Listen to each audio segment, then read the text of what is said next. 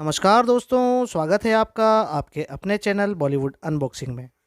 दोस्तों, कुछ फिल्में ऐसी होती है जो बार बार बनती है, कभी हिट होती है तो कभी फ्लॉप हो जाती है। दोस्तों, आज हम बात करने वाले हैं ऐसी एक फिल्म की जो इंडियन फिल्म इंडस्ट्री में 3 बार बनी। सबसे पहले निर्देशक वली ने इसे 1948 में बनाया। साल 1992 में इसे बनाया हरमेश मल्होत्रा ने और साल 1970 में इसे बनाया डायरेक्टर चेतन आनंद ने। दोस्तों, आज इस वीडियो में हम बात करने वाले हैं साल 1970 में रिलीज़ हुई राजकुमार और प्रिया राजवंश अभिनीत एक आइकॉनिक फिल्म हीर रांझा के बारे में।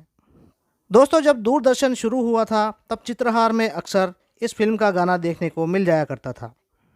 फिल्म का ये गाना है, ये दुनिया ये महफिल मेरे काम की नहीं। दोस्तों, इस गाने में राजकुमार के चेहरे पर जो बेख्याली और बेतकल्लुफ़ी दुनियादारी से दिखती है वही दरअसल असली प्रेमी का रूप होता है। दोस्तों, प्रेम जिसे फिल्म में काजी भगवान की सबसे बड़ी बाधा बताता है और जिसे हीर तुरंत ही वहां से चले जाने को कहती है। दोस्तों, फिल्म हीर रांझा की कहानी इसके रचयिता वारिस शाह की खुद की है या कहीं और देखी हुई पता नहीं चलता, लेकिन सवाल यह भी है कि कोई दूसरा क्यों इतना गहराई तक जाकर प्रेम का यह पहलू उकेरेगा। दोस्तों, फिल्म हीर रांझा में हर बात को एक गहराई के साथ पर्दे पर पेश किया था इस फिल्म के निर्देशक चेतन आनंद ने। इस कारनामे को रचने में चेतन आनंद को साथ मिला था एक ऐसे लेखक का जो खुद को प्रगतिशील शायर कहलाना पसंद करता था और जिसे विलियम शेक्सपियर की इस बात पर पूरा यकीन था कि प्यार की डगर कभी आसान नहीं होती। दोस्तों, हीर रांझा की कहानी उस अविभाजित पंजाब की है जिसका दिल हिंदुस्तान और पाकिस्तान के बीच खींची लकीर ने चाक नहीं कर दिया था।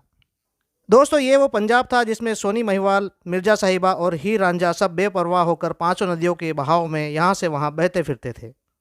दोस्तों, इसी पंजाब में वारिस शाह का नाम एक सूफी संत के तौर पर मशहूर हुआ और उनकी लिखी हीर रांझा की कलात्मक कहानी ने सरहदों को पार करके हर तरफ शोहरत पाई और शायर कैफ़ी आज़मी ने शोहरत पाई इसी कहानी को, इश्क के असली एहसास को आम इंसान को समझ में आने वाली लाइनों में लिखकर स्क्रीन पर पेश करके।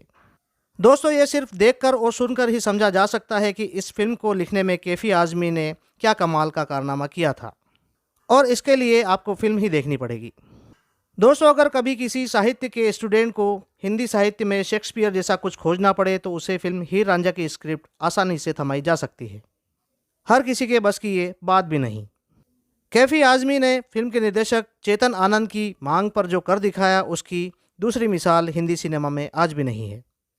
और फिल्म में सिर्फ राजकुमार और प्रिया राजवंश के लिए ही उन्होंने कलात्मक संवाद नहीं लिखे, बल्कि फिल्म के हर कलाकार के लिए ऐसा ही किया, चाहे वो प्राण हो, जयंत हो, अचला सचदेव, वीणा, जीवन, पद्मा खन्ना और यहाँ तक कि पृथ्वीराज कपूर तक ने यही कलात्मक डायलॉग पर्दे पर बोले हैं।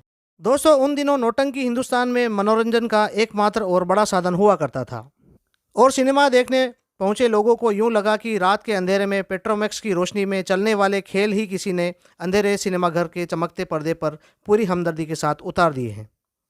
दोस्तों, अगर आपने चेतन आनंद की ही 1946 में रिलीज़ हुई फिल्म नीचा नगर और फिर 1964 में आई फिल्म हकीकत देखी है तो आपको फिल्म हीर रांझा का रेफरेंस और कॉन्टेक्स्ट दोनों आसानी से समझ में आ जाएगा। दोस्तों, लाहौर में जन्मे चेतन आनंद ने वतन वापसी की एक ऐसी राह बनाई जिस पर आगे चलकर यश चोपड़ा जैसे दिग्गज फिल्मकार भी चले। दोस्तों, 1722 में पंजाब के जंडियाला शेर खान में जन्मे वारिस शाह एक संपन्न सैयद परिवार में जन्मे थे। पिता गुलशार शाह बचपन में गुजर गए तो वारिस शाह फ़कीर हो गए।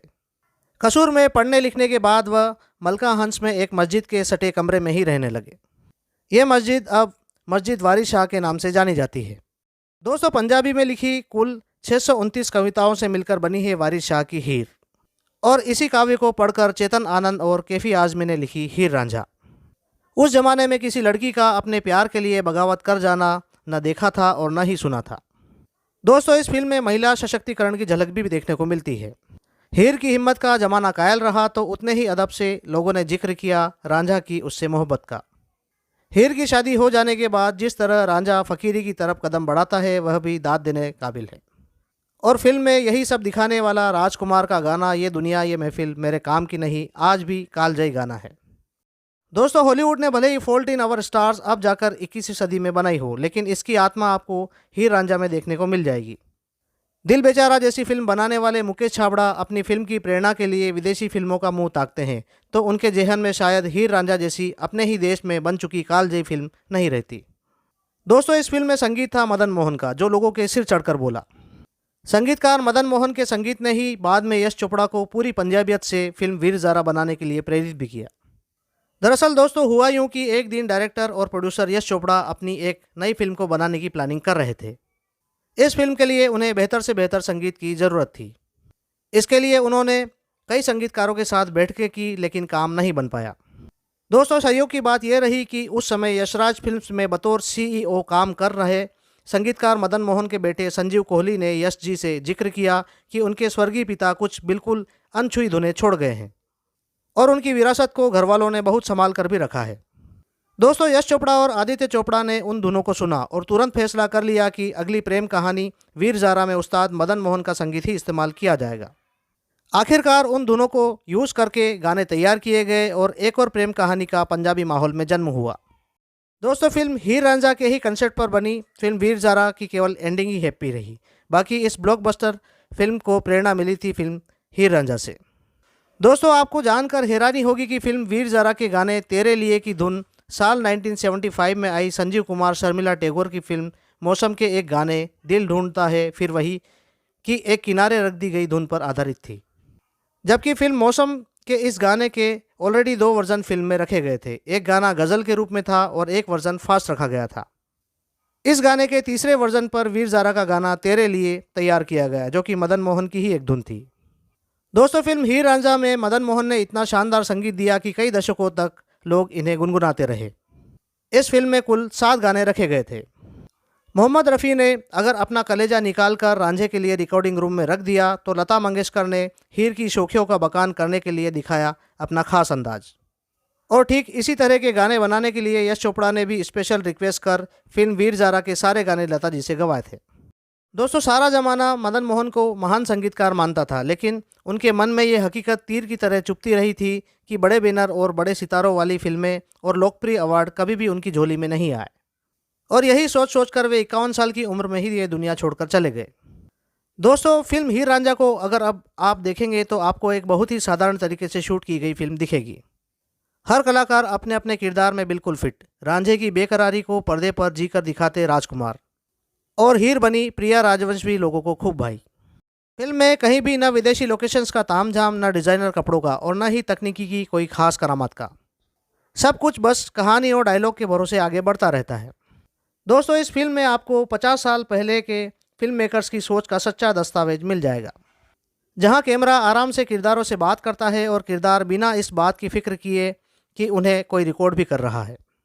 दोस्तों फिल्म के डायरेक्टर चेतन आनंद देव आनंद और विजय आनंद के बड़े भाई थे। प्रिया राजवंश चेतन आनंद की फेवरेट हीरोइन में से एक थी। दोनों ने साथ साथ लगभग 8 फिल्में की, जिसमें हीर रांझा के अलावा हिंदुस्तान की कसम, हाथों की लकीर, साहेब बहादुर, हंसते जख्म, हकीकत, नीचा नगर और कुदरत जैसी फिल्में शामिल है। और दोनों इसी फिल्म के बाद ज़िंदगी में भी करीब आए, साथ साथ रहे और इनकी रियल प्रेम कहानी का अंत भी किसी फिल्म जैसा ही रहा। लेकिन दोस्तों कभी मौका मिले तो ये फिल्म ज़रूर देखिएगा। दोस्तों 1970 वाले साल में नंबर 1 पर रही थी चेतन आनंद और देव आनंद के छोटे भाई विजय आनंद की डायरेक्टेड फिल्म जोनी मेरा नाम।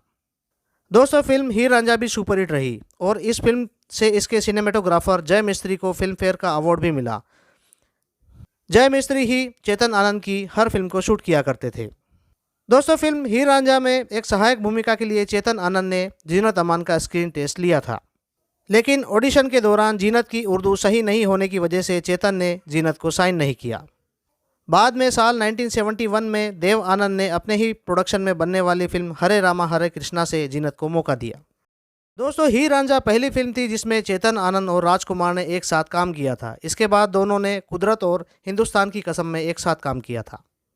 दोस्तों श्रीदेवी और अनिल कपूर को लेकर हरमेश मल्होत्रा ने साल 1992 में हीर रांझा नाम से ही एक फिल्म बनाई। हरमेश मल्होत्रा श्रीदेवी के साथ ही नगीना, निगाहें, शेरनी और बंजारन जैसी फिल्में बना चुके थे, लेकिन ये फिल्म 1970 वाली हीर रांझा का मुकाबला नहीं कर पाई और फ्लॉप हो गई। दोस्तों इसी साल HS रवेल द्वारा निर्देशित की हुई फिल्म महबूब मेरे महबूब और निर्देशक PD मेहरा की फिल्म इश्क खुदा है की स्टोरी लाइन भी सेम हीर रांझा की तरह ही थी। दोस्तों आज के वीडियो में बस इतना ही। वीडियो में दी गई जानकारी अच्छी लगी हो तो वीडियो को लाइक करें और हमारे चैनल बॉलीवुड अनबॉक्सिंग को सब्सक्राइब जरूर करें। धन्यवाद।